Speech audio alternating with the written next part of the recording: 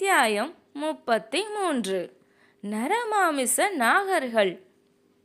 கரையோரமாக ஒதுங்கி கிடந்த சாதுவனுக்கு இன்னும் மயக்கம் தெளியவில்லை. அப்படியே ஆழ்ந்த உறக்கத்தில் இருந்தான். நெடுநேரம் கழித்து அவனுடைய கண்கள் திறந்தன. சூரிய வெளிச்சம் அவனை முள் போல் குத்தியது. எழுந்து உட்கார்ந்த சாதுவன் சுற்றியிருந்த மலைகளை ஆச்சரியமாக பார்த்தான். இது என்ன இடம்?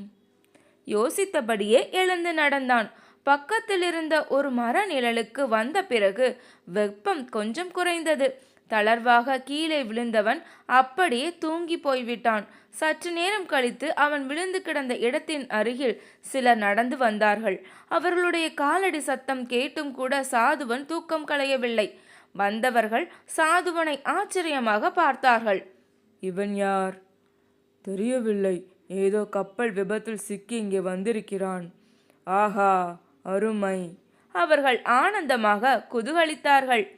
பல நாட்களுக்கு பிறகு நமக்கு தனியாக ஒரு கொழுத்த உருவம் சிக்கியிருக்கிறது. இவனை தூக்கி போய் நாம் நன்றாக சாப்பிடலாம். அவர்கள் சாதுவனை உலுக்கி எழுப்பினார்கள்.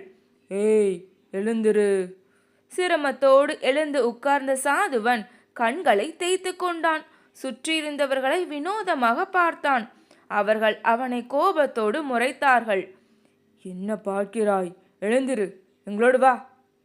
சாதுவனுக்கு விஷயம் புரிந்துவிட்டது. இவர்கள் சாதாரண மனிதர்கள் இல்லை, நாகவம்சத்தை சேர்ந்தவர்கள். நாகர்களுக்கு மனித உடல்களை தின்னும் நரமாமிச பழக்கம் உண்டு. இந்த விஷயம் சாதுவனுக்கு ஏற்கனவே தெரியும். இப்போது இந்த நாகர்கள் முறைத்து கொண்டால் அப்படியே கொன்று சாப்பிட்டு விடுவார்கள். அவர்கள் வழியிலேயே போய் பிடிப்போம் என்று தீர்மானித்தான் அவன். நல்ல வேளையாக சாதுவனுக்கு நாகர்களின் மொழி நன்றாக தெரியும். அவர்களுடைய கோபமான அதட்டலுக்கு பணிவாக பதில் சொன்னான் அவன். நாகர்கள் அசந்து போனார்கள். அட, இவன் யார்? நம்முடைய மொழியை அருமையாக பேசுகிறானே. இவனை கொல்வதா வேண்டாமா? அவர்களுக்கு புரியவில்லை. நமக்கு எதற்கு வம்பு? பேசாமல் இந்த மனிதனை நம்முடைய தலைவரிடம் அழைத்து போவோம். இவனை என்ன செய்வது என்று அவரே முடிவு செய்யட்டும்.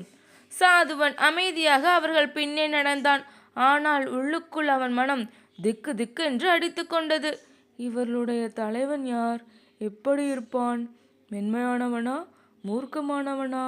இவர்களிடம் நாகர்கள் மொழியில் பேசி தப்பித்ததைப் போல அவனிடமும் இந்த உத்தி பலிக்குமா? அல்லது அவன் என்னை நம்பாமல் கொன்று தின்று விடுவானா? அத்தியாயம் 34. கொல்லாதே.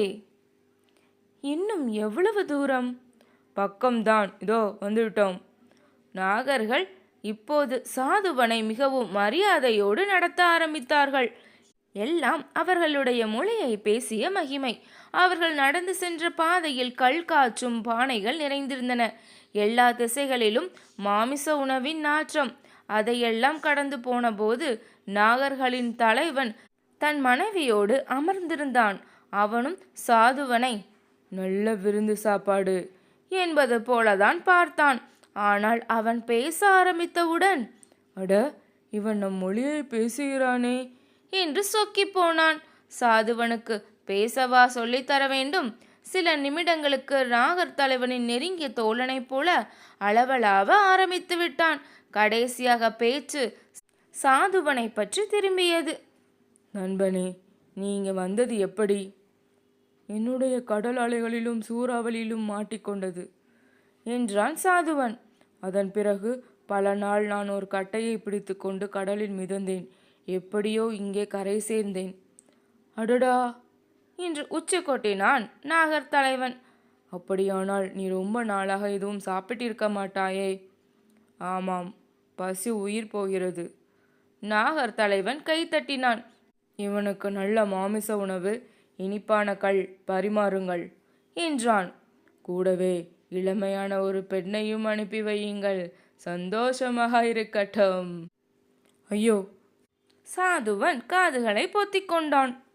மது மாமிசமெல்லாம் எனக்கு வேண்டாம் என்றான் அவசரமாக. கண்ட பெண்களின் பின் அலைந்து நான் பட்டதெல்லாம் போதும். என்னை தனியே விடுங்கள். நாகர் தலைவன் சிரித்தான். என்னையா வினோதமாக மனிதனாக இருக்கிறாய்? இதில் என்ன வினோதம்? பின்னே கல்லின் மனம், மாமிசத்தின் சுவை, பெண்ணின் அழகு, இதை தாண்டி இந்த உலகத்தில் வேறு ஏதாவது விசேஷம், சந்தோஷம் உண்டா? நிச்சயமாக உண்டு என்றான் சாதுவன். நீ சொல்லும் கல் நம்முடைய அறிவை மயக்குகிறது. மாமிசம் மற்ற உயிர்களை கொன்று பிழைக்க சொல்கிறது. பல பெண்களின் பின்னே அலைவதும் மிருக குணம்தான். இதற்கெல்லாம் மறுபிறவியில் என்ன தண்டனை தெரியுமா? மறுபிறவியா? அப்படி என்றால் என்ன? இப்பொழுது நீ ராத்திரி தூங்குகிறாய், மறுபடி காலையில் விழித்து எழுகிறாய் அல்லவா? அதுபோல உன்னுடைய இந்த பிறவி முடிந்ததும் நீ இன்னொரு இடத்தில் புதிதாக பிறப்பாய்.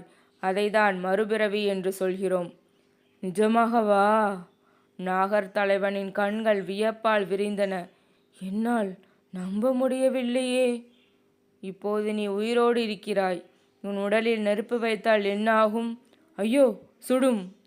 ஆனால் நீ இறந்த பிறகு உன் உடலை வெட்டினாலும் குத்தினாலும் எரித்தாலும் உனக்கு ஒன்றும் தெரியாதல்லவா? ஆமாம். அப்படியானால் நீ உயிரோடு இருப்பதற்கும் இறப்பதற்கும் நடுவே உன் உடம்பிலிருந்து ஏதோ பிரிந்து சென்றிருக்கிறது.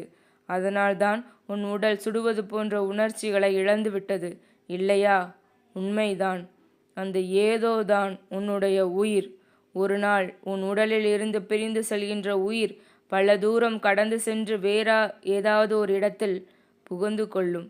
அதுதான் மறுபிறவி. இந்த பிறவியில் நல்லது செய்கிறவர்களுக்கு இன்பமான சொர்க்கம் கிடைக்கும். கெட்டது செய்பவர்களுக்கு துன்பம் நிறைந்த நரகம் கிடைக்கும். இது ஒன்றுதான் நிலையான உண்மை. சாதுவன் இப்படி விளக்கமாக சொன்னதும் நாகர் தலைவன் மனம் மாறினான். தனக்கு நல்ல அறநெறிகளை எடுத்து சொன்ன சாதுவன் காலில் விழுந்து வணங்கினான். நண்பனே, என் கண்ணை திறந்து விட்டாய். நானும் என் கூட்டத்தாரும் இதுவரை பலவிதமான தவறுகளை செய்து வந்திருக்கிறோம் என்பது புரிகிறது.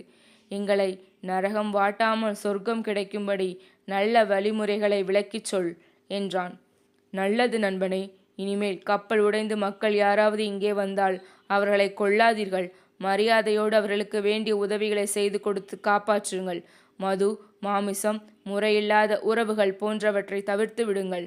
சாதுவனின் அறிவுரைகள் நாகர் தலைவனுக்கு மிகவும் மகிழ்ச்சியை அளித்தன. அவனுக்கு ஏதாவது பரிசு தர வேண்டும் என்று விரும்பினான். அதுவரை அந்த நாகர் கூட்டத்திலிடம் வந்து சிக்கிக்கொண்ட எல்லோரையும் அவர்கள் கொன்று தின்றிருக்கிறார்கள். இப்படி இறந்தவர்களுடைய ஆடைகள், நகைகள், மற்ற விலை உயர்ந்த பொருட்களை எல்லாம் ஒரு இடத்தில் குவிந்து வைத்திருக்கிறார்கள். அந்த புதையலை சாதுவனுக்கு காட்டினான் நாகர் தலைவன். இதில் எதை வேண்டுமானாலும் எடுத்துக்கொள்.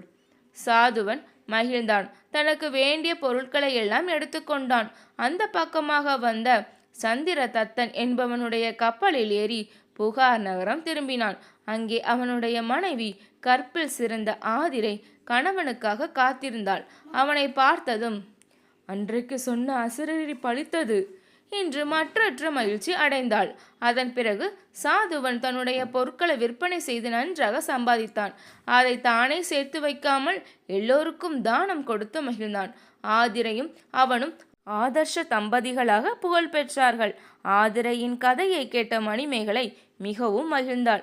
இப்படிப்பட்ட ஒரு பத்தினியிடம்தான் இந்த அமுத சுரப்பியில் முதல் பிச்சை பெற வேண்டும். காயசண்டிகை ஆதிரையை பற்றி விளக்கி சொன்ன உனக்கு நன்றி. அந்த பெண்ணரசியின் வீடு எங்கே உள்ளது? அதை எனக்கு காட்டுவாயா? காயசண்டிகை மகிழ்ச்சியோடு சம்மதித்தாள். மணிமேகலையை அந்த வீட்டிற்கு அழைத்து சென்றாள்.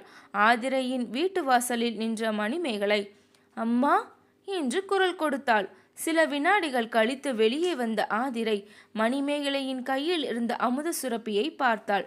அதை வணங்கி சாப்பாடு இட்டாள். இந்த உணவு இன்னும் பல மடங்காக பெருக்கட்டும். பூமி முழுவதும் பசி நோய் தீரட்டும்.